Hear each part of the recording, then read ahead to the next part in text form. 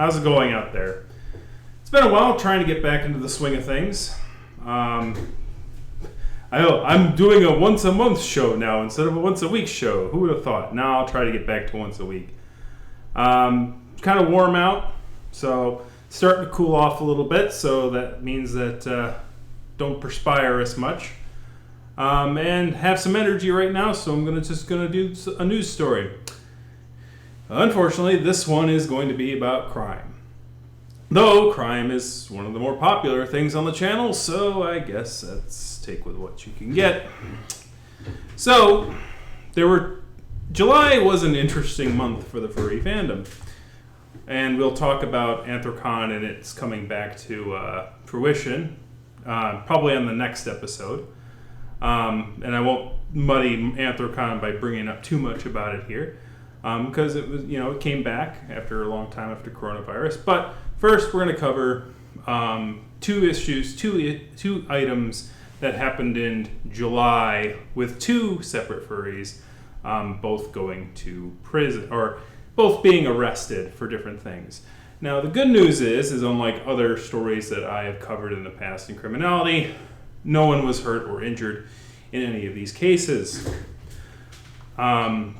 The first case is one called Coyote. This will be in the link in the description below for more of the smaller details. But Coyote was arrested in Virginia after basically using a improvised explosive device against a monument in a Virginia town on the 4th of July. Luckily, no one was injured. He had an accomplice, and more details can be found in the description below. There was a lot of criminality and crimes that happened on July 4th, unfortunately, all across America. There was a shooting in Philadelphia and one in Chicago as well. So for mainstream news, this kind of flew under the radar, but many furries were talking about this Coyote individual after he was arrested for his behavior in Virginia. The more recent one was a person who is much more infamous in the fandom.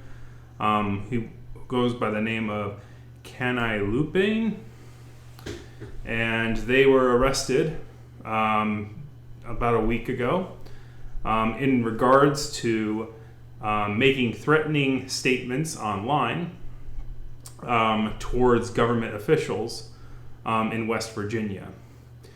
And it mostly had to stem around Cani Lupine's feelings about legislation that was trying to be more restrictive towards women's access to abortions. Interestingly enough, while that is sort of the sort of pro-choice ideals usually are seen as left-wing in America, Cani Lupine was not really seen as a really arbiter of left-wing ideologies in the furry fandom or in anything else.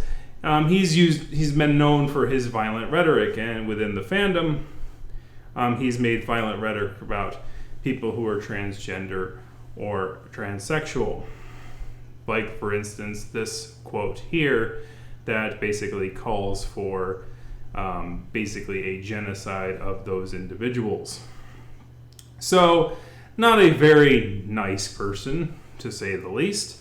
And that's why when the government came in to sweep up this individual and basically charged him with basically terrorism towards a government office, as left-wing as the furries are, no one came up and said, well, he was just saying things, he's just saying things and things like that, because furries have known, his sort of violent rhetoric for a while. So there was sort of more of a relief than protest, as it were, despite what cause he was trying to promote. Here, and this is the irony, and this is a thing that sort of has been on my mind a little bit about this particular case with Cani Lupine is sort of the irony of it all, in a way.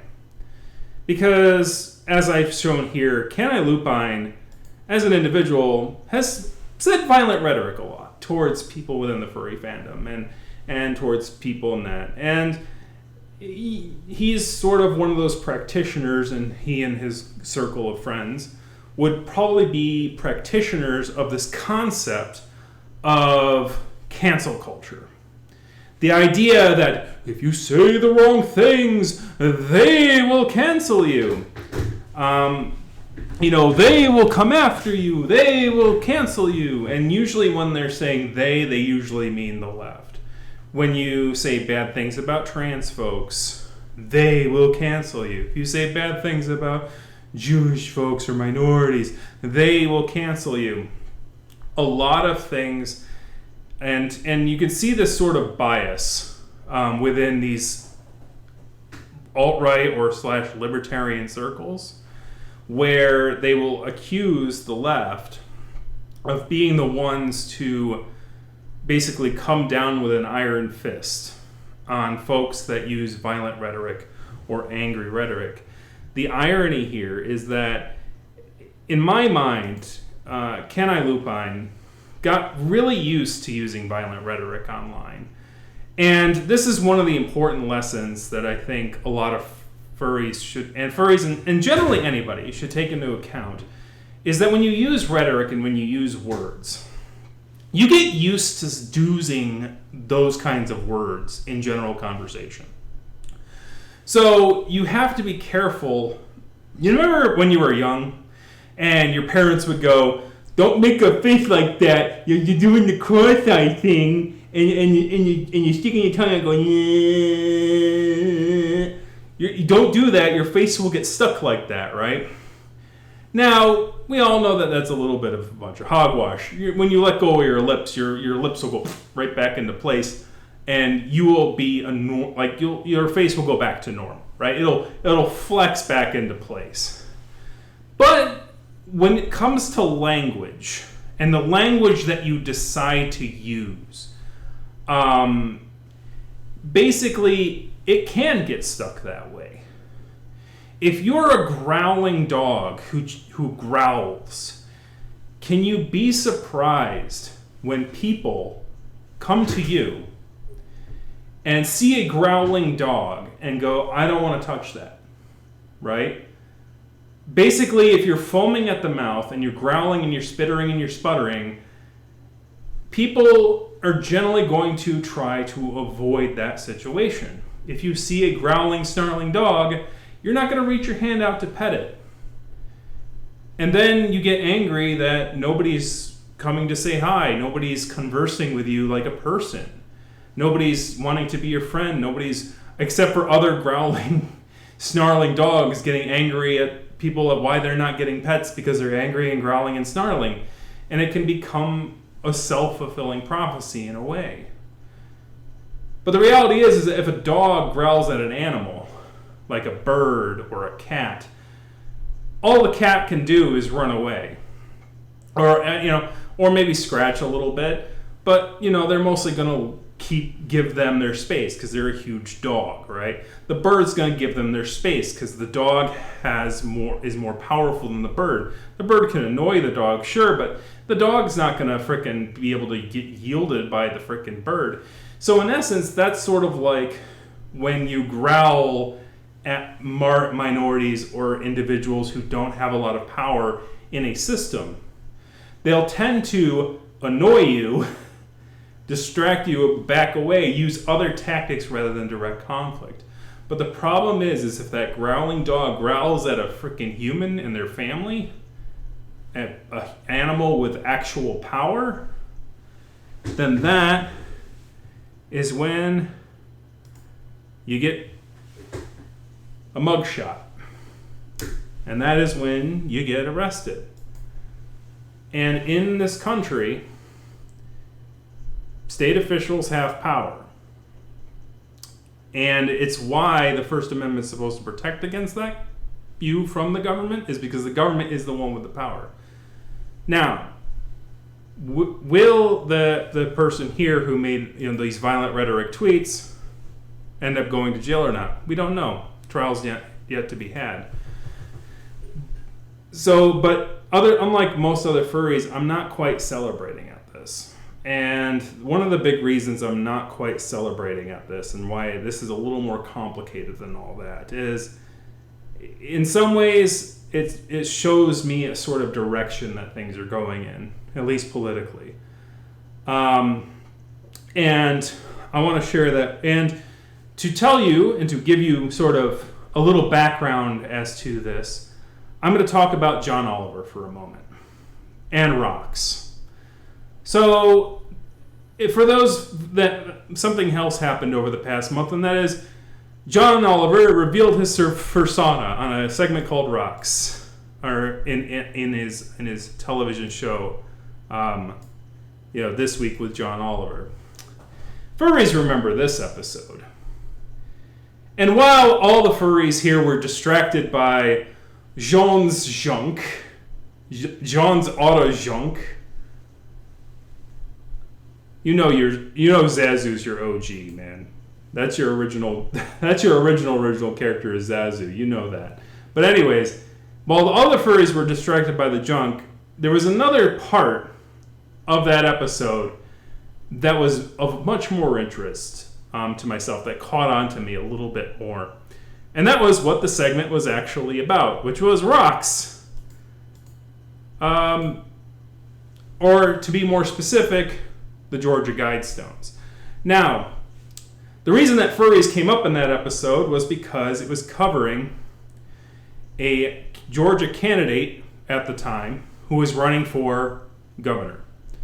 And that governor said, I'm going to have 10 statutes, 10 executive orders that I want to push through when I'm governor. And one of them was, when I'm governor, the furry is over, right? And that's where the John Oliver, the little furry thing came up in the episode. But this, the Guidestones, was number 10.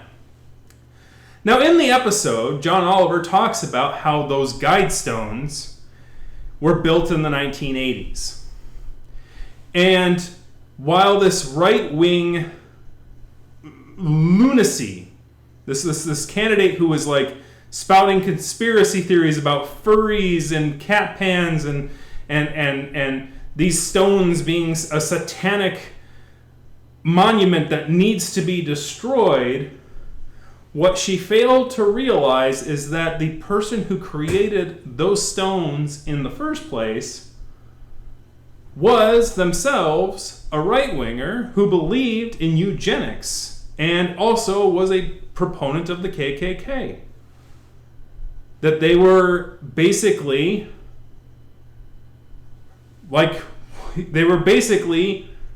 an earlier version of the radicalization that's happened in right-wing politics. So, in essence, John Oliver goes, yes, I agree, we should take those stones down, but for a different reason than you think we should. But interestingly enough, that's the essence. That those individuals will attack each other before they can attack you. And that's what you will find, is that if somebody is unhinged or frustrated or, using fear or things like that, you may find that sometimes there's what's called friendly fire in politics. And these Georgia Guidestones are an example of that. That governor candidates take these stones down, right? And, friendly fire, But that doesn't stop here. Because in the month of July, this segment was done in June. In the month of July, a news story came out about a particular monument being attacked and bombed. That candidate failed, by the way, to earn the governorship.